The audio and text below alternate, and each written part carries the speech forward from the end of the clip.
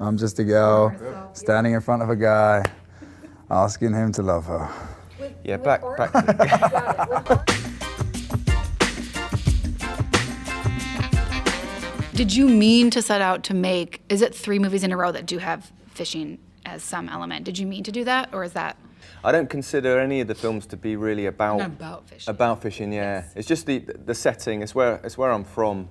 I'm from a fishing community, and I grew up around fishing. So when I'm trying to set a story that I hope is a universal story, the universal story of accidental time travel, we've all been there. Everyone knows.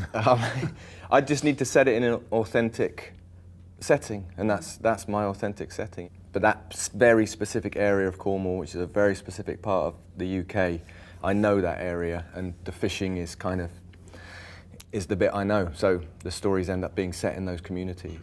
Callum, what would your authentic, how would you describe your authentic setting? What's if you had the way that Mark says? Well, if I was to actually make a movie about where I'm from, well, I grew up in central London, so it would probably be, I mean, there's a whole plethora of stories I could go down, but you know, the opposite for me actually, with the interesting thing about, one of the interesting things about what I do is that I can go into these different worlds and dive into these subcultures and in genres of films. And so for George and I, it was really interesting going and exploring what that entailed and diving into that world and learning how to fish, and then obviously immediately forgetting how to do that.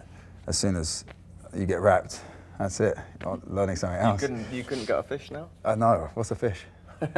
I feel like that is normal. Like people train and learn something really specific for a movie, and then the second it wraps, like you lose it. Forget it. Yeah. Do you have any skills from any of your past projects that you've retained? None. None.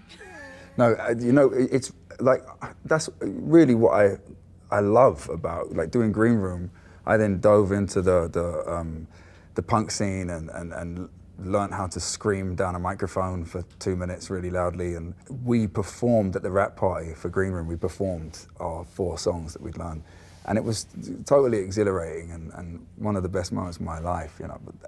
But I couldn't do that now, probably not. Your shortcut to describing this movie, you're using time travel movie, because I feel like it's also sort of like a ghost story in a sense, but yeah, without like, how do you talk about it without kind of like spoiling? Well, up until now, I've tried not to categorize it.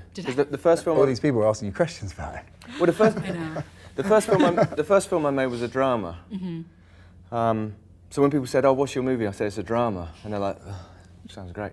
And so I thought the next one I make is going to be a genre film, so that when somebody asks me what I'm doing, I can say I'm making, and it was a horror film, or I thought it was a horror film. But then what actually happened was that it kind of split the audience a little bit, because a lot of people think they don't like horror films, like yourself.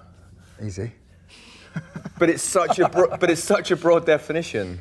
It's not like I don't like horror movies. They're scary. They're just not on my, you know. But people said to me, you know, I said, "Oh, I've made a horror film," and people say, "Oh, I don't like horror films." And then you find out their favourite film's The Shining. You say, "Well, that's a horror film."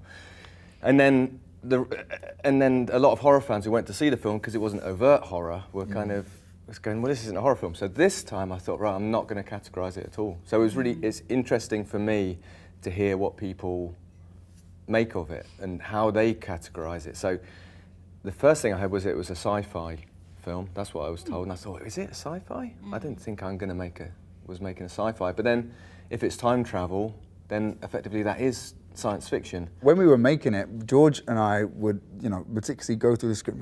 I think I've worked it out. I think I know what this movie is. And we go to Mark and say, "Hey, I think it's this," and he go, "Could be."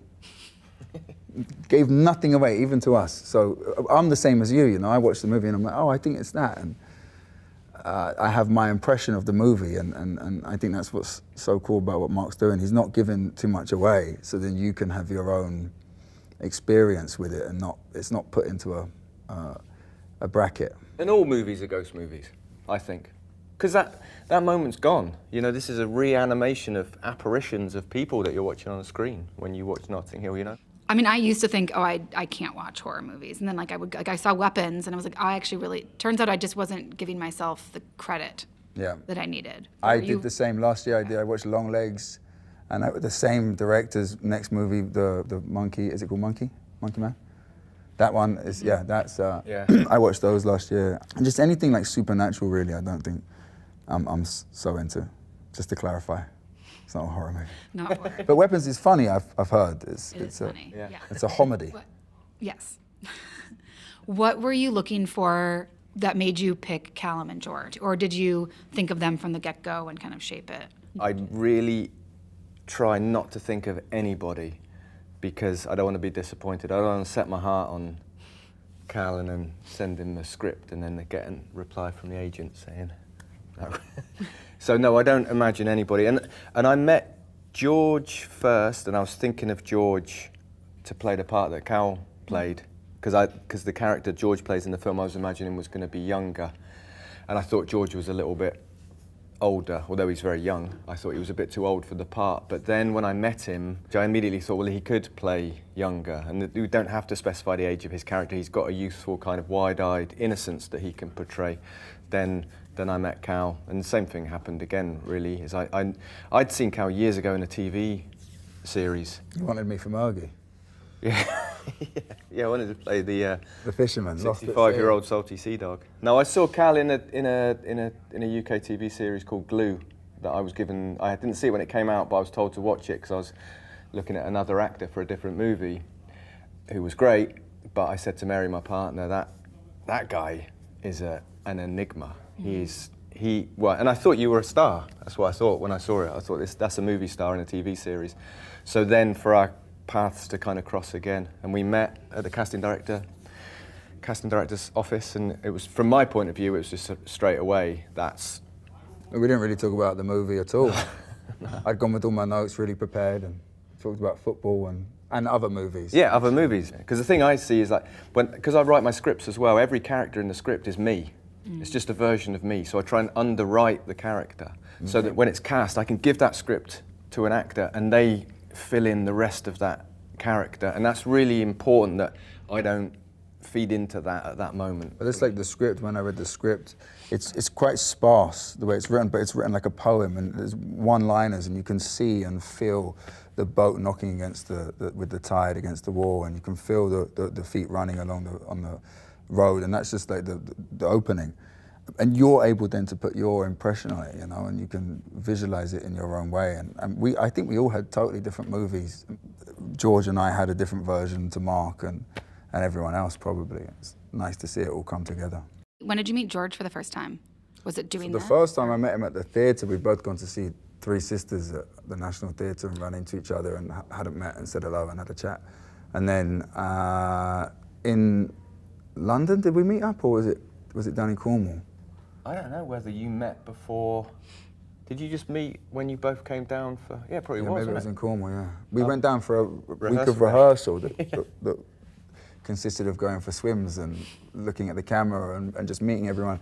And even though we didn't rehearse anything, it was essential because we built this relationship with, again, the gang of people that Mark has pulled together, who are a family, and it was important for us to feel that emotion of the film before we started. You both knew that you knew who the other one was, and so like, what's the etiquette there? Like, someone approaches and says like, "You're George, right? You're Cal." Like, how does that work? Depends how you feel. Sometimes I look down at the floor. Just hope that no one talks to me. I've been there when that. But George and I have really grown up together. You know, he's got parts, I've got parts, and then we've seen each other grow. And I was always a fan. So I think I said hello to him first.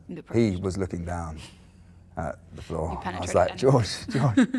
What's brilliant about you and George, though, is that when I first cast it, I thought they were perfect because you were so different from each other. Completely chalk and cheese. And then as we worked on the film, I realised that actually as people, not as characters, but as people, you and George are very similar. This is George, and this is you.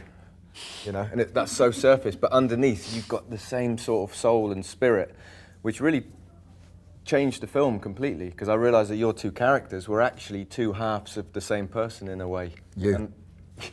Oh yeah.